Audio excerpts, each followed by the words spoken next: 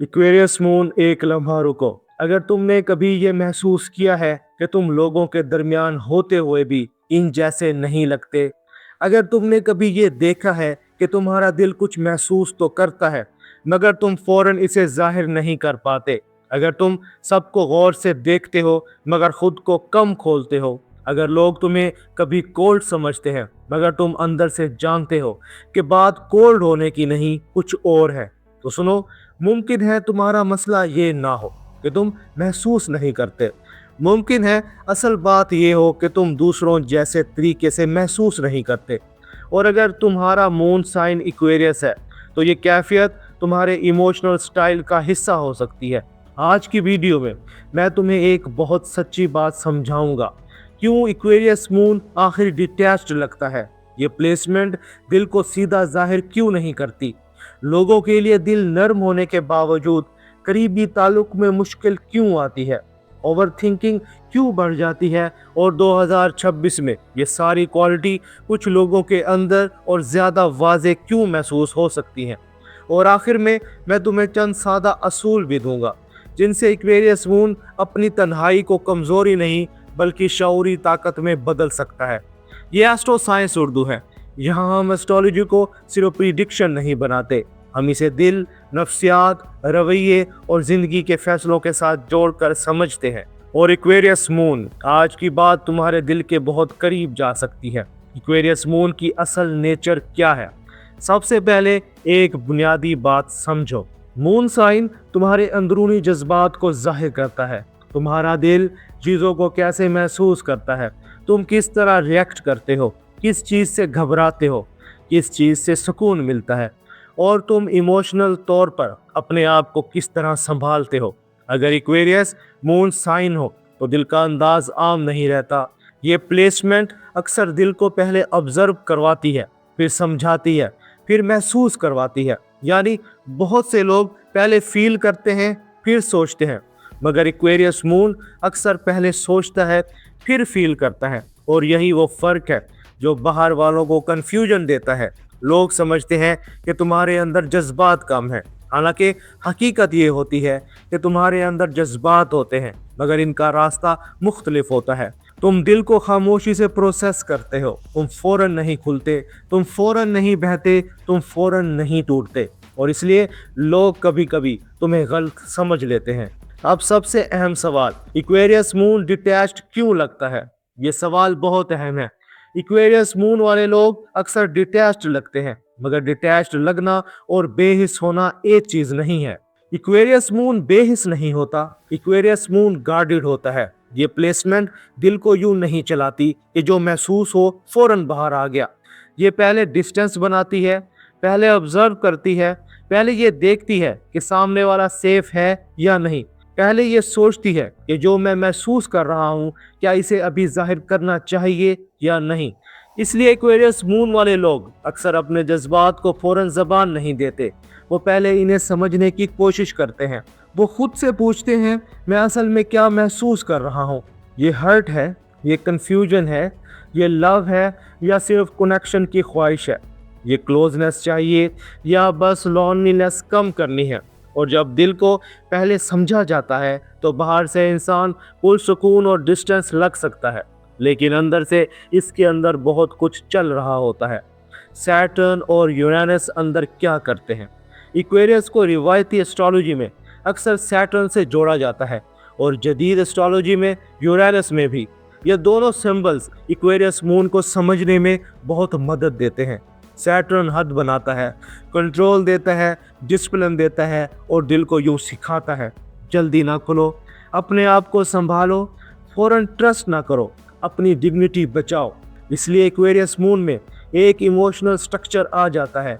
ये दिल को बिखरने नहीं देता, लेकिन दूसरी तरफ यूरेनस आज़ादी चाहता है, फासला चाहता है, अलग होना चाहता है, अपना अंदाज चाहता है। वो कहता है, मैं वैसा नहीं होना चाहता जैसा सब हैं, मुझे अपनी जगह चाहिए, मुझे अपने अंदाज में फील करना है, मुझे अपने तरीके से प्रोसेस करना है। और यही दोनों कुव्वतें इक्वेरियस मून के अंदर एक ख़ास कशमकश पैदा करती हैं। एक तरफ दिल कहता है मैं खुद को संभालूं, दूसरी तरफ अंदर कहता है मैं आज़ाद भी रहूं। एक तरफ स्ट्रक्चर, दूसरी तरफ सडन चेंज, एक तरफ कंट्रोल, दूसरी तरफ अनप्रिडिक्टेबिलिटी। और यही वजह है कि एक्वेरियस मून वाले लोग कभी बहुत कंपोज्ड लगते हैं और कभी अचानक लोगों से डिस्टेंस बना लेते हैं। ये कॉन्ट्राडिक्शन नहीं, ये इनके अंदर की इमोशनल डिज़ाइन है। यहाँ सवाल है, एक्वेरियस मून वाले दिल को सोचते क्यों हैं? ये प्लेसमेंट की सबसे ख़ास बात है। एक्वेरियस मून दिल को सीधा नहीं चलाता, ये दिल को जहन के रास्ते से गुजार देता है।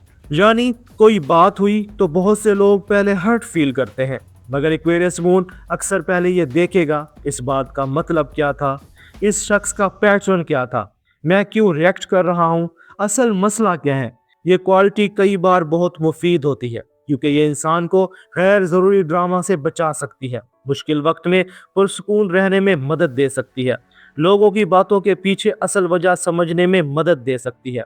लेकिन यही क्वालिटी एक मुश्किल भी पैदा करती है, और वो मुश्किल ये है कि इंसान फील करने में डिले करने लगता है। यानी दर्द हुआ मगर इंसान ने पहले एनालाइज शुरू कर दिया, दिल टूटा मगर इसने पहले डिस्टेंस बना लिया, तकलीफ हुई मगर इसने पहले समझना चाहा, महसूस करना नहीं। और जब फीलिंग बार बार डिले होती है तो अंदर तन्हाई बढ़ने लगती है। और यहाँ पर एक बहुत अहम सवाल, लोगों के लिए नर्म दिल मगर करीबी ताल्लुक में मुश्किल क्यों? एक्वेरियस मून की एक अजीब मगर बहुत अहम क्वालिटी ये है कि ये इंसानियत के लिए दिल नर्म रख सकता है मगर 1-to-1 इंटीमेसी में मुश्किल महसूस कर सकता है। ये प्लेसमेंट अक्सर बड़े आइडियाज से जुड़ती है, इंसानी दर्द, सोशल चेंज, लोगों के लिए कुछ अच्छा करना, किसी बड़े मकसद से जुड़ना, ये सब एक्वेरियस मून को गहराई से टच कर सकते हैं।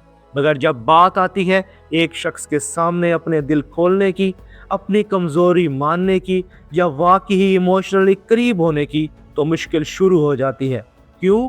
क्योंकि बड़े दायरे में एक्वेरियस मून सेफर फील करता है, वहाँ इमोशनल एक्सपोजर कम होता है, वहाँ डिस्टेंस रहता है, वहाँ दिल को पूरी वल्नरेबिलिटी में नहीं जाना पड़ता, मगर करीबी ताल्लुक में दिल को नेकेड होना पड़ता है। और यही चीज़ एक्वेरियस मून के लिए आसान नहीं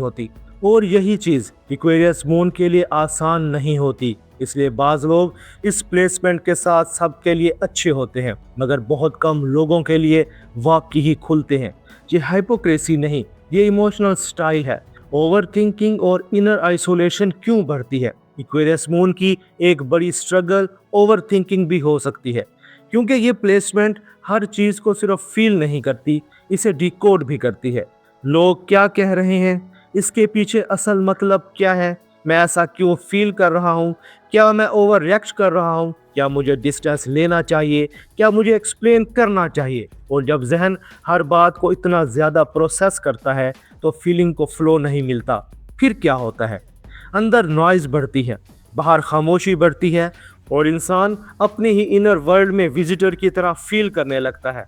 यानी लोगों के साथ हो मगर जैसे वाकई ही इनमें नहीं हो, बात कर रहे हो मगर अंदर से अटैच्ड ना हो, किसी को चाह रहे हो मगर फिर भी मुकम्मल ओपन ना हो। यही वो इनर आइसोलेशन है जिसे बहुत से एक्वेरियस मून वाले खामोशी से उठाते हैं। 2026 में ये कैफियत क्यों ज़्यादा महसूस हो सकती है? 2026 कुछ लोगों के लिए अंदरूनी स्ट्रक्चर और इमोशनल इंडिपेंडेंस का साल बन सकता है, ख़ास तौर पर अगर किसी के अंदर पहले ही ये क्वालिटी मौजूद हो कि वो डिस्टेंस लेकर सोचता है और फीलिंग को डिले करता है, तो 2026 में ये कैफियत और ज़्यादा विजिबल हो सकती है। क्यों? क्योंकि 2026 में जिम्मेदारी, सेल्फ डेफिनेशन और इनर बैलेंस के सवाल ज़्यादा स्ट्रॉन्ग हो सकते हैं। इंसान सोच सकता है, मैं वाकई क्या चाहता हूँ, मैं किस हद तक लोगों को एक्सेस दूँ, मैं कहाँ तक खुद को एक्सप्लेन करूँ, मैं कहाँ अपनी आज़ादी बचाऊँ और कहाँ दिल को भी जगा दूँ।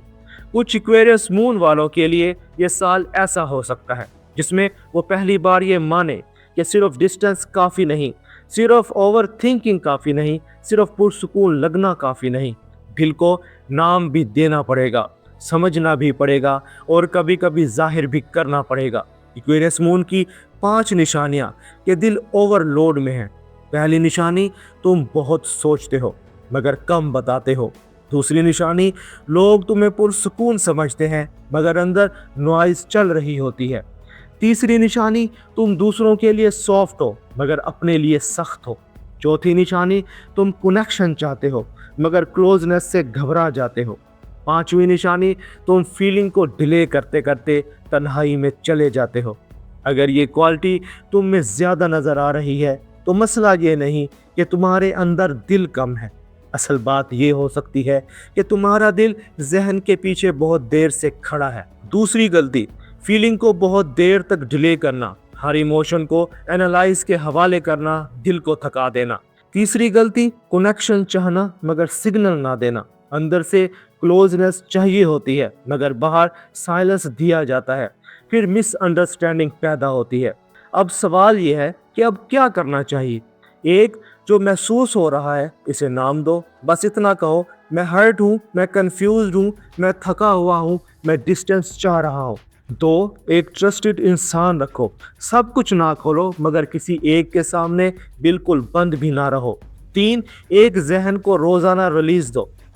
अपने जहन को रोजाना रिलीज दो, लिख कर, वॉक करके, खामोश बैठकर या एक सच्चा जुमला बोलकर। चार, स्पेस लो मगर गायब मत हो। एक लाइन काफी होती है, मुझे थोड़ा वक्त चाहिए मगर मैं खत्म नहीं हुआ। एक्वेरियस मून, तुम कोल्ड नहीं हो, तुम मुख्तलिफ तरीके से फील करते हो। तुम्हारा दिल बंद नहीं होता, वो गार्डेड होता है, वो जल्दी नहीं खुलता, वो पहले समझता है, फिर मानता है, फिर जाहिर करता है। और अगर तुम इस क्वालिटी को समझ लो तो यही डिस्टेंस तुम्हारी ताकत बन सकता है, तुम्हारी तन्हाई तुम्हारी क्लैरिटी बन सकती है, तुम्हारा ओवर थिंकिंग तुम्हारी इंसाइट बन सकती है। बस एक बात याद रखो, दिल को हमेशा जहन के पीछे मत रखो, कभी कभी इसे सामने आने दो।